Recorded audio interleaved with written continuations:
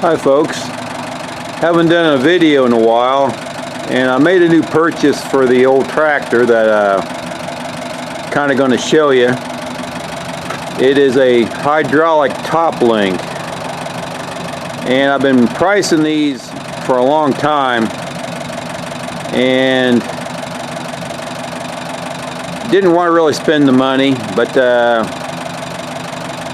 the price of the hydraulic hoses and stuff like that are really kind of skyrocketing, and I just feel like I just could not wait too much longer, or totally would have been out of the question. But I didn't spend a ton of money, more than I wanted to. Just basically, like, the hoses doubled the price of the whole operation, but I'm a lot happier since I bought the thing. It's well worth it. I should have done it years ago and just bit the bullet, but let me show you what I'm talking about.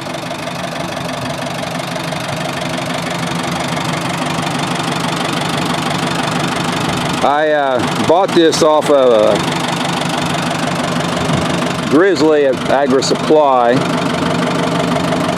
and it's 20 inches closed, and I think it's 30 inches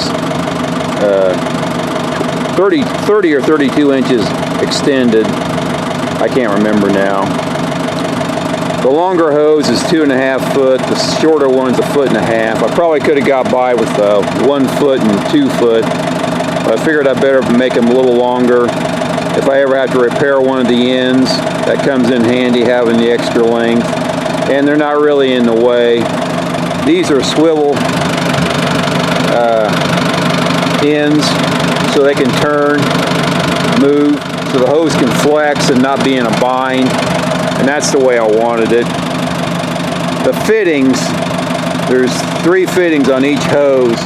This end, that end, and the male end that goes into the receptacle. 3 on each, and they're about 20 bucks each.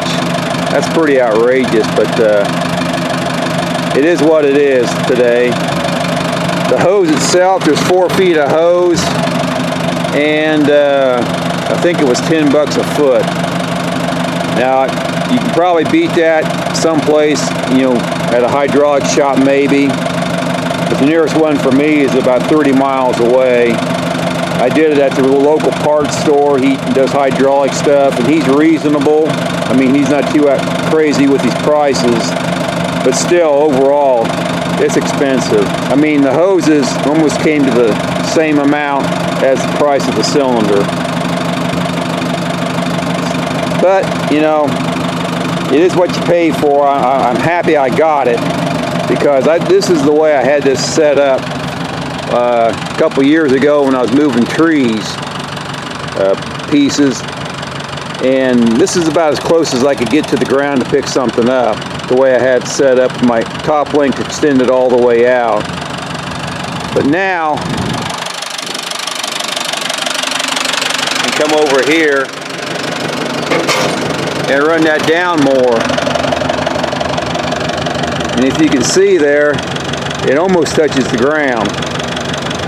So that gives me a lot more room that way. And when I raise the arms up,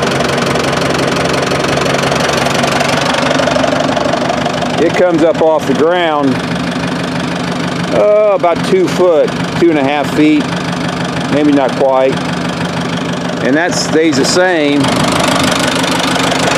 But when I close the cylinder,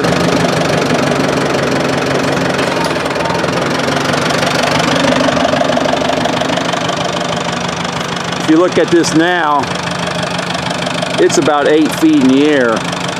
Taller than that, probably.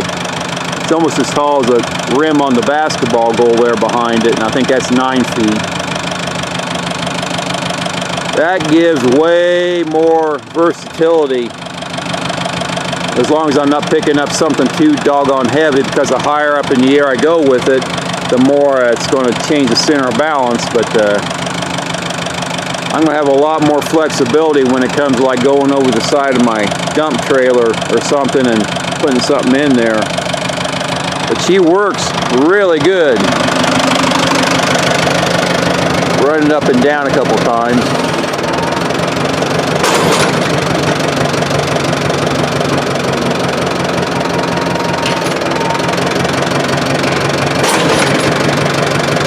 tend to fall out a lot faster than I can adjust for. Now originally this would be attached into here, but I had this piece that I never used on my 3-point mower, and that gives me about 2 more inches, 2.5 more inches I think, of cylinder length. So this turns this into a 10-inch stroke into like a 12.5-inch stroke. Now I'm going to lose that when I extend it back in. Instead of being at 22 inches closed, it's going to be at 25, 24.5. But it gets me a lot closer to the ground, so I could like hook onto something and pick it up. So I'm pretty happy with all this. That gives me a lot more versatility. It's just I wish I went ahead and bought it a couple years ago and maybe save some money on hydraulic hoses, but typical me, I was waiting for a bargain or run into one used one somebody was getting rid of. But that just wasn't the case. Something else that I picked up for the tractor, it's about the same time. Move this over out of the way. I bought some tire chains. That'll work on my size tires. I plan to put them on this winter, maybe in about a month when the snow starts to fly. And maybe I'll do a video of that. Don't really have a ton of snow, and I usually get the tractor out about 5 or 6 times. But last winter, the snows we had were really wet, and she does pretty good pushing snow, but she was just slipping a lot. And the chains ought to help with that and make the job, quicker, get done a little quicker. It's not going to, make a super amount of difference, but a couple times I almost got hung up when I tried to just drive through the wet snow because the tractor would ride on top and the back wheels would start to sink in, and you almost you have to make sure you catch it before, and you can back yourself back out. And hopefully with the chains on I won't have that problem. Maybe, maybe not. We'll have to wait and see.